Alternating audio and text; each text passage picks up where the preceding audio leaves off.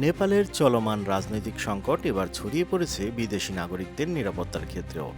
এবার নেপালে হামলার শিকার হয়েছে বাংলাদেশি পরিবার, এমনকি বাংলাদেশের রাষ্ট্রদূতের গাড়িও করা হয়েছে ভাঙচুর। দূতাবাস সূত্রে জানা গেছে বাংলাদেশের 3 সদস্যের একটি পরিবার নেপালের হোটেলে অবস্থান করছিল। হঠাৎ করেই বিক্ষোভকারীরা হোটেলটিতে হামলা চালায়। ভাঙচুর, লুটপাট, এমনকি অগ্নিসংযোগ সবই ঘটে একসাথে। দূতাবাস সূত্রে জানা গেছে পরিবারটির উপর হামলা চালিয়ে তাদের মারধর করা হয় এবং ব্যক্তিগত জিনিসপত্র লুটে নেয় বিক্ষোভকারীরা। আতঙ্কে তারা প্রথমে পাসপোর্ট লুকানোর চেষ্টা করলেও হামলাকারীরা রুমে ঢুকে তাও ছিনিয়ে নেয়।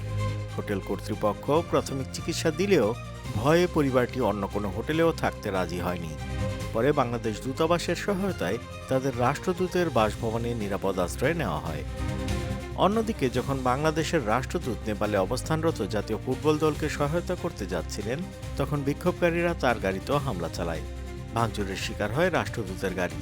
বাংলাদেশ দূতাবাসের তথ্য অনুযায়ী এখন পর্যন্ত মোট ৩০ জন বাংলাদেশিকে উদ্ধার করা হয়েছে। এর মধ্যে 10 জনকে নেওয়া হয়েছে আন্তর্জাতিক বিমানবন্দর থেকে এবং 20 জনকে উদ্ধার করা হয় কাঠমান্ডুর বিভিন্ন এলাকা থেকে। উদ্ধারকৃতদের মধ্যে বেশিরভাগই বিমান বাংলাদেশ এয়ারলাইন্সের যাত্রী। তাদের নিরাপদে দেশে ফেরাতে নেওয়া হয়েছে বিশেষ উদ্যোগ। এখনও প্রায় 400 বাংলাদেশি পর্যটক এবং 50 জন পেশাজীবী বর্তমানে নেপালে অবস্থান করছেন। তাদের নিরাপত্তা নিশ্চিতে বাংলাদেশ দূতাবাস নিরলসভাবে কাজ করছে বলে জানিয়েছে দেশের পররাষ্ট্র মন্ত্রণালয়। ঢাকায় পররাষ্ট্র মন্ত্রণালয়ের উপদেষ্টা তৌহিদ হাসান জানান, আটকে পড়া বাংলাদেশিরা ভারত হয়ে ফিরতে পারছেন না, কারণ তাদের কাছে ভারতীয় ভিসা নেই। তবে বড় কোনো জটিলতা হবে না বলে আমরা আশাবাদী। এরই মাঝে বাংলাদেশ সরকার সকল বাংলাদেশিকে হোটেল বা নিজ নিজ বাসস্থানে নিরাপদে অবস্থান করার পরামর্শ দিয়েছে। এছাড়া নতুন করে কেউ যেন নেপাল ভ্রমণের পরিকল্পনা না করেন তাও স্পষ্টভাবে জানানো হয়েছে।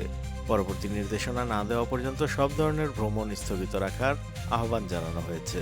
দেশ বিদেশের সকল খবর, বিশ্লেষণ ও আপডেট জানতে সাবস্ক্রাইব করুন বাংলা ফ্লো ইউটিউব চ্যানেল। একই সঙ্গে লাইক, কমেন্ট করে সংযুক্ত থাকুন বাংলা ফ্লো এর ফেসবুক, ইনস্টাগ্রাম ও টিকটকে।